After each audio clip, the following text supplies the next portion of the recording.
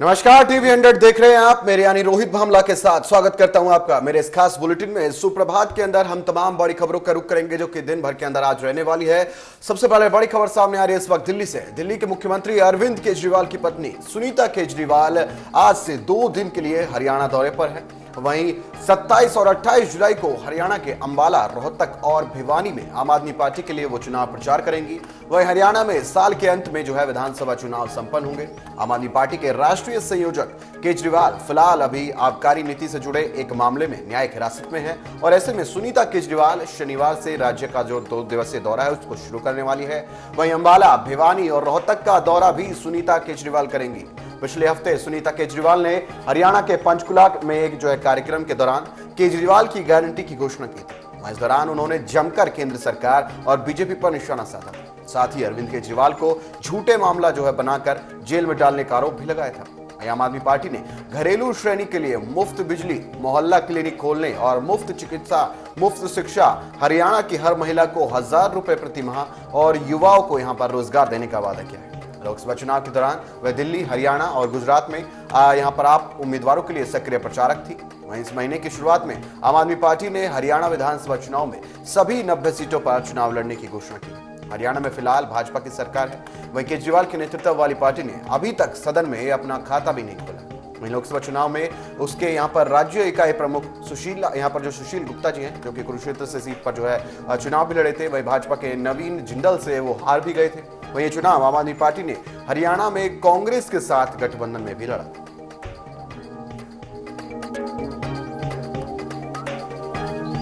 खबरों में आगे बढ़ेंगे। इस वक्त दिल्ली में बैठक के लिए उत्तर प्रदेश के मुख्यमंत्री योगी आदित्यनाथ और दोनों डिप्टी सीएम दिल्ली पहुंच चुके हैं। वहीं आज नीति आयोग की पहली बैठक है और दूसरी बैठक बीजेपी शासित राज्यों के मुख्यमंत्रियों और डिप्टी सीएम की है। वहीं माना जा रहा है कि उत्तर प्रदेश को लेकर सीएम योगी और बीजेपी की टॉप लीडरशिप के बीच यूपी को लेकर अहम बैठक हो सकती है। वहीं चर्चा ऐसी भी है कि दिल्ली में यहां पर मौजूद संघ प्रमुख मोहन भागवत के साथ भी सीएम योगी की यहां पर अगले 48 घंटे में मुलाकात हो सकती है। वहीं यूपी के दोनों डिप्टी सीएम केशव प्रसाद मौर्य और ब्रजेश पाठक मुख्यमंत्रियों की जो यहां पर समीक्षा बैठक है उसमें वो नहीं पहुंचे हैं। प्रयागराज मंडल की बैठक में केशव प्रसाद मौर्य शामिल भी नहीं हुए थे। वहीं सवाल यही है कि दोनों को बुलाया नहीं गया था, फिर भी दोनों ने यहां पर मुख्यमंत्री की समीक्षा बैठक से दूरी बना ली है। उधर केशव प्रसाद मौर्य को चुनाव हराने वाली पल्लवी पटेल के साथ भी बीते दिन सीएम योगी आदित्यनाथ के साथ यहां पर जो है मीटिंग हुई है। वहीं मौर्य से मतभेद की चर्चाओं के बीच हुई मीटिंग की टाइमिंग को लेकर सियासी मायने जो है वो खोजे जा रहे हैं। वहीं पल्लवी पटेल से मुलाकात ने अटकलों का और भी बाजार जो है वो गर्म कर दिया है। वहीं अंदरूनी खटपट के बीच सीएम योगी के साथ साथ दोनों डिप्टी सीएम को दिल्ली बुलाना जो है यहाँ पर बताता है कि अंदर खाने कुछ बड़ा चल रहा है। बीजेपी की तरफ से दावा किया जा रहा है कि पार्टी में सब कुछ ठीक है, लेकिन इस दावे से इधर जमीनी सच जो है वो एकदम अलग नजर आता है। पहले डिप्टी सीएम बात की जाए केशव प्रसाद मौर्य की, तो केशव प्रसाद मौर्य का संगठन की जो बैठक है वो उसमें सरकार से बड़ा बताना, फिर सीएम योगी की समीक्षा बैठक में दोनों डिप्टी सीएम की गैर मौजूदगी, वे पार्टी के अंदर खाने मची खींचतान की ओर भी इशारा यहाँ पर करती हुई नजर आती है। वह अखिलेश यादव के ऑफर की यहाँ पर टाइमिंग और बीजेपी के अंदर मची कलेश को लेकर भी यहाँ पर सवाल खड़े होते हैं और देखें तो सियासी तस्वीर भी यहाँ पर साफ हो जाती है। मतलब ये है कि बीजेपी के अंदर सब कुछ ठीक नहीं है। 4 जून को लोकसभा चुनाव के परिणाम आए, वहीं इधर परिणाम आए और उधर यूपी में परिवर्तन की चर्चाओं का सियासी बाजार भी गर्म हो गया। सियासी गलियारों में यही दावे सुनाई देने लगे हैं कि यूपी में खराब प्रदर्शन की गाज जो है यहाँ पर किसी बड़े नेता पर गिरेगी। वह इन चर्चाओं को हवा दे रही है। केशव प्रसाद मौर्य ने एक जो यहाँ पर बयान दिया है, वहीं बस फिर क्या था, अंदरूनी लड़ाई सतह पर जो है वो आ गई। इसी बीच यहाँ पर संगठन बनाम सरकार की लड़ाई में अखिलेश यादव की एंट्री हुई और उन्होंने एक तीर से 2 निशाने साधे। अब समझिए अखिलेश यादव ने मचे हुए यहाँ पर सियासी खिलाड़ियों के जो है उन किस तरह से एक तीर से 2 निशाने किए, कैसे साधे। तो खबरों में आगे बढ़ेंगे। इस वक्त उत्तर प्रदेश की राजनीति में हलचल हुई तेज। सीएम योगी से मिलने पहुंचे बीएल संतोष। दिल्ली में सीएम योगी और बीएल संतोष की हुई है बैठक। दिल्ली में यूपी सदन में दोनों नेताओं की हुई मुलाकात। बैठक में कई मुद्दों पर हुई है चर्चा। उत्तर प्रदेश के मुख्यमंत्री योगी आदित्यनाथ ने दिल्ली में बीजेपी के राष्ट्रीय संगठन महामंत्री बीएल संतोष से मुलाकात की है। वहीं इस बैठक में आने वाली 10 जो विधानसभा सीटों पर है उन पर उपचुनाव के साथ साथ संगठन और यूपी सरकार से जुड़े कई अहम मुद्दों पर दोनों के बीच जो है बातचीत हुई। में यह भी माना जा रहा है कि बैठक में पार्टी की आगामी रणनीति और संभावित उम्मीदवारों के चयन पर भी चर्चा हुई। मुख्यमंत्री योगी आदित्यनाथ की इस बैठक के बाद यह साफ है कि बीजेपी उत्तर प्रदेश में एक बार फिर से सत्ता में वापसी के लिए अपनी पूरी ताकत झोंकने की तैयारी कर रही है। बीएल संतोष बीजेपी के संगठनात्मक ढांचे को मजबूत करने में महत्वपूर्ण भूमिका निभा रहे हैं। ऐसे में दोनों के बीच ये मुलाकात इसलिए काफी अहम मानी जा रही है। और फिर सीएम योगी की एक बैठक के दौरान जो है दिल्ली पहुंचे हैं और वे दिल्ली यहाँ पर इसके लिए इस बीच जो है उत्तर प्रदेश की राजनीति में गर्मी आई है। वह बीएल शर्मा यहाँ पर बीएल संतोष से योगी की मुलाकात भी काफी अहम मानी जा रही है। बीजेपी उत्तर प्रदेश को लेकर सक्रिय हो गई है। इस बीच आज दिल्ली में नीति आयोग की यहाँ पर गवर्निंग काउंसिलिंग की बैठक के बाद यूपी के मुद्दों पर भी यहाँ एक खास बैठक का आयोजन किया जा सकता है। वहीं इस बैठक में प्रधानमंत्री नरेंद्र मोदी के साथ केंद्रीय मंत्री अमित शाह, बीजेपी अध्यक्ष जेपी नड्डा और अन्य वरिष्ठ नेता भी शामिल होंगे। वहीं यूपी के मुख्यमंत्री योगी आदित्यनाथ, दोनों उप मुख्यमंत्री, प्रदेश बीजेपी अध्यक्ष और प्रदेश महामंत्री संगठन भी इस बैठक में मौजूद रहेंगे। वहीं नीति आयोग की बैठक के बाद मुख्यमंत्री योगी आदित्यनाथ की प्रधानमंत्री नरेंद्र मोदी से मुलाकात की भी इस वक्त संभावनाएं जताई।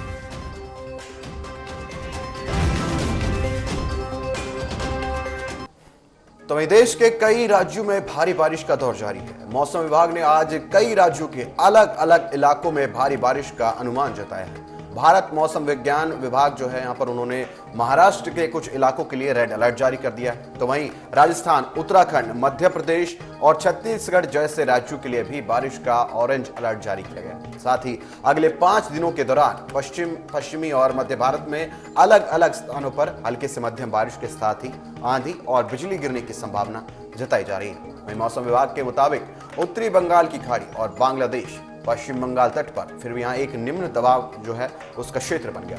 वहीं मानसून ट्रफ लाइन अपनी सामान्य अवस्था में है। इसके कारण कई स्थानों पर जमकर बारिश की संभावना जताई जा रही है। वहीं मौसम विभाग ने यहाँ पर देश के अलग अलग राज्यों को लेकर भविष्यवाणी की है। इसके मुताबिक मध्य महाराष्ट्र के अलग अलग स्थानों पर अत्यंत भारी बारिश का अनुमान है। महाराष्ट्र के विदर्भ इलाके में भी बहुत भारी बारिश का अनुमान जताया गया है। तो वहीं यहाँ पर मराठवाड़ा में भी भारी बारिश हो सकती है। यहाँ पर मध्य महाराष्ट्र में बारिश का रेड अलर्ट भी जारी कर गया है। वहीं मौसम विभाग ने मध्य प्रदेश और छत्तीसगढ़ में बहुत भारी बारिश का अनुमान जताया है। इसके साथ ही यहाँ पर कोंकण और गोवा के साथ ही गुजरात में भी अलग अलग जगहों पर बहुत भारी बारिश की संभावना है। मौसम विभाग के मुताबिक आज उत्तराखंड के अलग अलग इलाकों में जो है भारी बारिश हो सकती है। बहुत भारी बारिश की संभावना इस वक्त जताई जा रही है। वहीं इसके साथ ही 30 जुलाई तक हिमाचल प्रदेश, उत्तराखंड और उत्तर प्रदेश के विभिन्न इलाकों में भारी बारिश का अनुमान है। तो वहीं अगली खबर की तरफ रुख करेंगे। उत्तराखंड में कई स्थानों पर बीते शुक्रवार को बारिश का कहर जारी है, जिससे गंगा और यमुना सहित अनेक नदियां और नाले उफान पर आ गए हैं। जबकि मध्य महेश्वर में एक पैदल पुल के बारिश में यहां बह जाने के बाद फंसे हुए 106 पर्यटकों को सुरक्षित बाहर निकाला गया। अधिकारियों ने बताया है कि लगातार बारिश होने से हरिद्वार जिले में गंगा नदी खतरे के निशान से ऊपर बह रही है, जिसे देखते हुए नदी किनारे बनी बाढ़ चौकियों को भी सतर्क कर दिया गया है। भारी बारिश से यहां पर रुद्रप्रयाग जिले में करीब 11,000 फुट की ऊंचाई पर स्थित मध्य महेश्वर के पैदल रास्ते पर गोंडार में एक पुल बह गया, जिससे वहां 100 से ज्यादा पर्यटक फंस गए। वहीं एसडीआरएफ से मिली जानकारी में हेलीकॉप्टर की मदद से वहां फंसी 5 महिलाओं समेत 106 पर्यटकों को सुरक्षित जो है बाहर निकाला गया है। उन्होंने बताया है कि उत्तरकाशी जिले में यमुनोत्री धाम के पास यहां जान की चट्टी में यहां पर अत्यधिक बारिश होने के कारण यमुना नदी का जलस्तर वो बढ़ गया, जिससे यमुनोत्री मंदिर परिसर में यहां पर स्थित मंदिर समिति के कार्यालय और रसोई को भी नुकसान पहुंचा है। नदी का पानी जान की चिट्टी के पार्किंग क्षेत्र में भी पहुंच गया है, वहीं जिसमें कुछ 2 पहिया वाहन बह गए। एसडीआरएफ और पुलिस द्वारा नदी के आसपास के इलाकों को सुरक्षा की दृष्टि से खाली करा लिया गया है। और वहीं उत्तरकाशी जिले में ही गंगोत्री राष्ट्रीय राजमार्ग पर भटवाड़ी से आगे थिरांग के पास पहाड़ी से भूस्खलन होने से यातायात भी बाधित हो गया। वहीं भूस्खलन के कारण मलबे में एक मोटरसाइकिल भी दब गई है। हालांकि मोटरसाइकिल सवार घटना में सुरक्षित बच गया। वहीं टिहरी में यहाँ पर बिलंगना क्षेत्र में बूढ़ा केदार में जखाना, यहाँ पर तोली और गेमबाली जो है वहां गांव में यहाँ पर गुरुवार रात भारी बारिश हुई है, जिससे बालगंगा नदी में उफान आ गया है और ग्रामीणों के खेत, पुल और संपर्क मार्ग नदी के पानी से क्षतिग्रस्त हो गए हैं। वहीं सड़क किनारे बसे गांव को भी कई मकाने और जो दुकान है वो भी नदी का पानी जो है उन तक पहुंच चुका है और उनमें घुस चुका है। वहीं ग्रामीणों का यह भी कहना है कि वे समय रहते घरों से निकलकर सुरक्षित स्थानों पर आ गए हैं, वरना जानहानि जो है वो भी हो सकती है।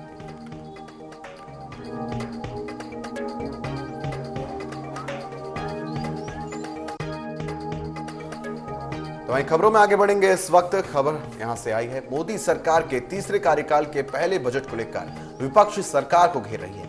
बजट 2024 में बिहार और आंध्र प्रदेश के लिए 74,000 करोड़ रुपए का ऐलान किया गया है। वहीं बजट के लिए उड़ीसा, झारखंड के लिए भी ऐलान किया गया है यहाँ पर, लेकिन जिन राज्यों को उम्मीद थी उस हिसाब से उनके लिए बजट में ऐलान नहीं किया गया है। वहीं इंडिया ब्लॉक के नेताओं ने भी आरोप लगाया है कि इस बजट से 90% देश गायब है, सिर्फ बिहार और आंध्र प्रदेश को खुश किया गया है।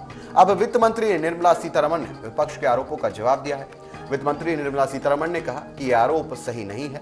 पहले भी राज्यों को फंड मिलते थे, किसी राज्य को ज्यादा मिलता था तो किसी को कम मिलता था। बजट में अगर किसी राज्य का जिक्र नहीं हुआ तो इसका मतलब ये नहीं है कि उनकी अनदेखी हुई है। जाहिर तौर पर बजट भाषण में हर राज्य का नाम नहीं ले सकते। वहीं विपक्ष द्वारा बजट को भेदभाव बताने वाला यहाँ पर जो बयान है उसको लेकर वित्त मंत्री निर्मला सीतारमण ने कहा कि बजट में सभी राज्यों का नाम लेने का मौका नहीं मिलता। कांग्रेस के नेतृत्व में विपक्ष के नेता जानबूझकर ऐसे आरोप लगा रहे हैं ताकि लोगों को लगे कि उनके राज्य को यहाँ पर कुछ नहीं मिला। वहीं बजट में आंध्र प्रदेश के लिए 15,000 करोड़ रुपए अलॉट किए गए, जिसको लेकर पूछे गए सवालों पर निर्मला सीतारमण ने कहा है कि आंध्र प्रदेश लंबे समय से बजट की उम्मीद कर रहा था। मुझे नहीं पता था कि इस राज्य को पुनर्गठन के लिए बजट क्यों नहीं दिया गया। हमने जो बजट दिया है उससे आंध्र प्रदेश पुनर्गठन अधिनियम के तहत चिंताओं के निवारण में तेजी लाई जाएगी। इसके तहत फंड पानी, बिजली, रेलवे, सड़क जैसे अहम इंफ्रास्ट्रक्चर के लिए भी यहाँ पर फंड जो है वो जारी किया जाएगा। वहीं निर्मला सीतारमण ने कहा है कि 23 जुलाई को अपने बजट भाषण में 5 बार आंध्र प्रदेश का जिक्र किया गया था। मोदी सरकार के बजट में बिहार के लिए भी कुल 58,900 करोड़ रुपए का ऐलान किया गया। इसके तहत कई सड़क परियोजना जो है उनके लिए 26,000 करोड़ रुपए अलॉट किए गए हैं। बिहार को बाढ़ से निपटने के लिए भी यहाँ पर 11,500 करोड़ रुपए दिए जाएंगे। वहीं नालंदा विश्वविद्यालय को टूरिज्म सेंटर की तरह विकसित किया जाएगा। इसके लिए भी बजट यहाँ पर दिया गया।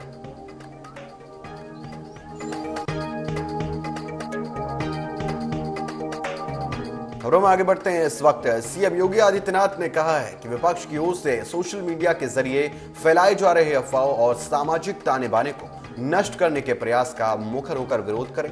सोशल मीडिया का उपयोग करते हुए विपक्ष के हर झूठ को बेनकाब करें और जनता के बीच सच लेकर आए। वहीं सीएम योगी आदित्यनाथ ने अपने आवास पर लखनऊ मंडल के सांसदों, विधायकों और विधान परिषद सदस्यों के साथ भी समीक्षा बैठक की है। वहीं लोकसभा चुनाव परिणाम के बाद सीएम योगी ने बीते 20 दिन के दौरान प्रदेश के सभी 18 मंडलों के जनप्रतिनिधियों के साथ भी नतीजों की समीक्षा की है। इसी क्रम में बीते दिन यहां पर लखनऊ मंडल की समीक्षा की गई है। बैठक के दौरान योगी ने कहा है कि सभी जनप्रतिनिधि अपने अपने जो है क्षेत्र में है युवाओं और महिला संगठनों से संपर्क करें और संवाद स्थापित करें। खासकर युवाओं को बताएं ताकि जो है बिना किसी रिश्वत और यहाँ पर जाति, मत, मजहब के भेद के निष्पक्ष तरीके से जो है सरकारी नौकरियां प्रदान की जा रही है। वहीं ऐसे युवाओं से संपर्क स्थापित करें जिन्हें बिना भेदभाव और रिश्वत के नौकरी मिले। वहीं अपने अपने क्षेत्र के खिलाड़ियों से भी लगातार संपर्क बनाए रखें।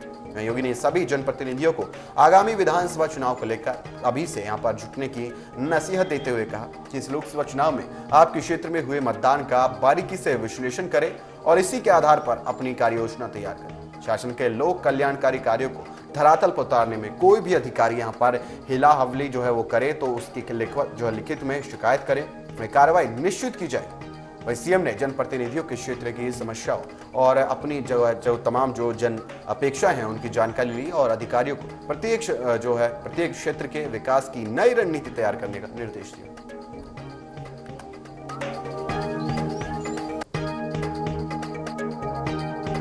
खबरों में आगे बढ़ते हैं। इस वक्त मुख्यमंत्री पुष्कर सिंह धामी कल से 2 दिन नई दिल्ली प्रवास पर जो है वो पहुंचे हैं। वहीं आज सीएम धामी प्रधानमंत्री नरेंद्र मोदी की अध्यक्षता में होने वाली नीति आयोग की बैठक में शिरकत करेंगे। इसके लिए मुख्य सचिव राधा रतूड़ी और सचिव नियोजन यहाँ पर आर मीनाक्षी सुंदरम भी नई दिल्ली पहुंच गए हैं। वह नई दिल्ली पहुंचकर मुख्यमंत्री भाजपा के राष्ट्रीय महामंत्री और प्रदेश प्रभारी दुष्यंत कुमार गौतम से मुलाकात कर रहे हैं। इस दौरान भाजपा के प्रदेश अध्यक्ष महेंद्र भट्ट भी मौजूद थे। उनके बीच राज्य के विकास और राजनीति से जुड़े यहाँ पर समसामयिक विषयों पर भी चर्चा हुई है। वहीं प्रवास के यहाँ पर दौरान मुख्यमंत्री पार्टी के राष्ट्रीय अध्यक्ष व केंद्रीय स्वास्थ्य मंत्री जेपी नड्डा, राष्ट्रीय महामंत्री संगठन बीएल संतोष व अन्य केंद्रीय नेताओं से भी मुलाकात कर सकते हैं। वहीं नई दिल्ली रवाना होने के पूर्व मुख्यमंत्री ने मीडिया से बातचीत में कहा कि नीति आयोग की बैठक में राज्य से जुड़े विषयों को रखेंगे इसके बाद प्रधानमंत्री की अध्यक्षता में सीएम कॉन्क्लेव होगी। इसमें यहाँ पर राज्यों के मुद्दों पर चर्चा होगी। मुख्यमंत्री कार्यालय और नियोजन विभाग ने यहाँ पर नीति आयोग की बैठक में उठाए जाने वाले विषयों का यहाँ पर वक्तव्य तैयार कर लिया। मुख्यमंत्री के एक एक विषय पर चर्चा के बाद उन्हें अंतिम रूप दिया गया है। मुख्यमंत्री फ्लोटिंग पॉपुलेशन के हिसाब से ढांचागत सुविधा के लिए विशेष केंद्रीय सहायता, पर्वतीय राज्यों के लिए विकास का अलग मॉडल, राज्य की 2 गुनी जीडीपी के लक्ष्य को हासिल करने के लिए बनाए गए विकास के रोडमैप के लिए मार्गदर्शन और सहयोग का मुद्दा उठाया।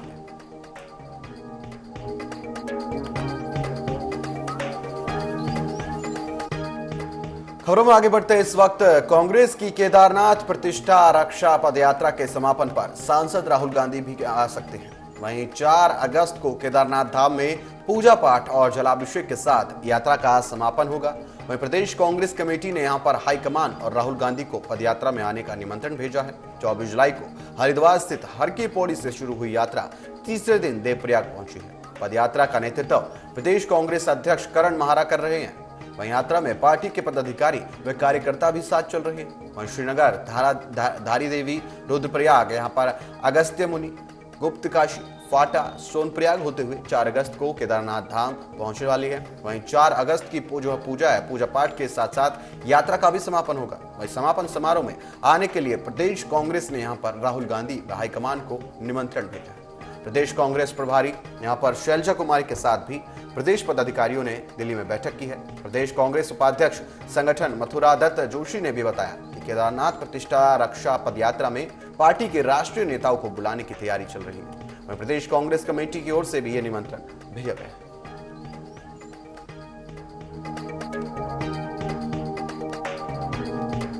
तो वहीं सुल्तानपुर में मानहानि केस में राहुल गांधी की पेशी थी, जिसमें राहुल गांधी ने जज से कहा कि उनके भाषण को तोड़ मोड़ कर गलत तरीके से पेश किया गया है। उन्होंने अपने ऊपर लगे सारे आरोपों से इनकार किया और कहा है कि राहुल गांधी का यह भी कहना है कि इस पर उनका कभी भी किसी व्यक्ति की मानहानि करने का कोई इरादा नहीं था।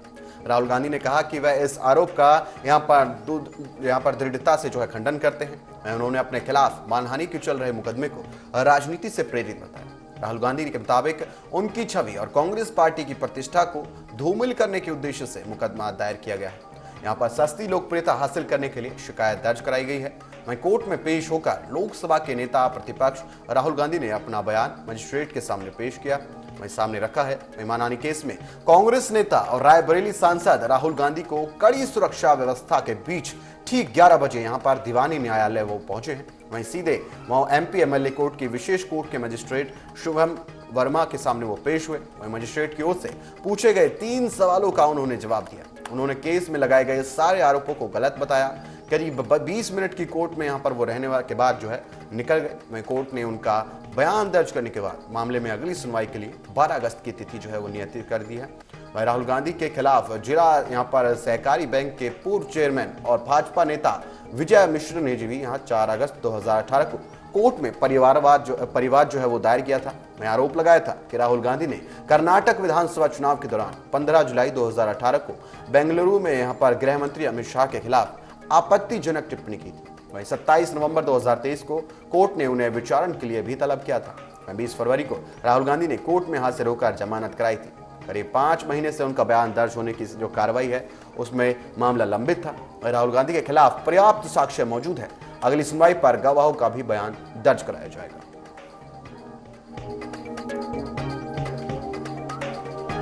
तो इस वक्त एक बड़ी खबर का रुख कर लेते हैं। जम्मू कश्मीर के हवाले से सामने आ रही है जो जम्मू कश्मीर के कुपवाड़ा में आतंकियों से मुठभेड़। कुपवाड़ा के यहाँ पर कमकारी इलाके में मुठभेड़ हुई है।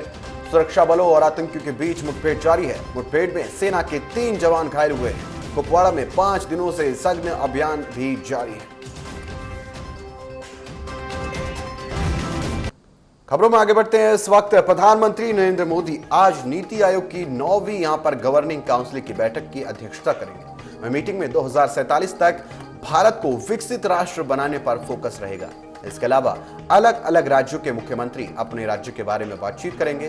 वहीं इस बैठक में 7 राज्यों के मुख्यमंत्रियों ने आने से इनकार कर दिया। इनमें तमिलनाडु, तेलंगाना, कर्नाटक, हिमाचल प्रदेश, पंजाब, केरल और झारखंड शामिल है। हालांकि पश्चिम बंगाल की मुख्यमंत्री ममता बनर्जी इस बैठक में शामिल होंगी। उन्होंने कहा है कि वे बजट 2024 से 25 में राज्यों के साथ हुए भेदभाव का मुद्दा उठाएंगी।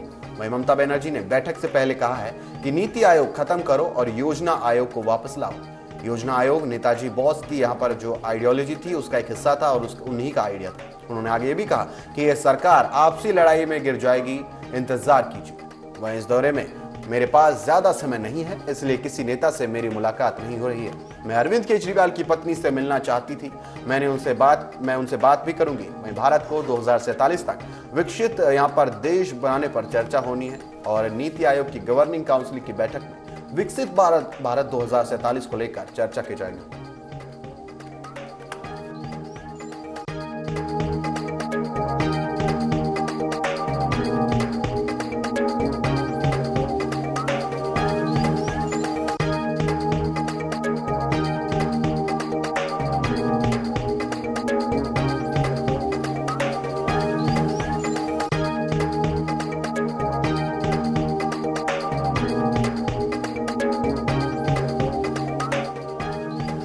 तो एक और बड़ी खबर का रुख करेंगे। इस वक्त यूक्रेन के दौरे पर जाएंगे प्रधानमंत्री नरेंद्र मोदी। अगस्त में यूक्रेन जा सकते हैं पीएम मोदी।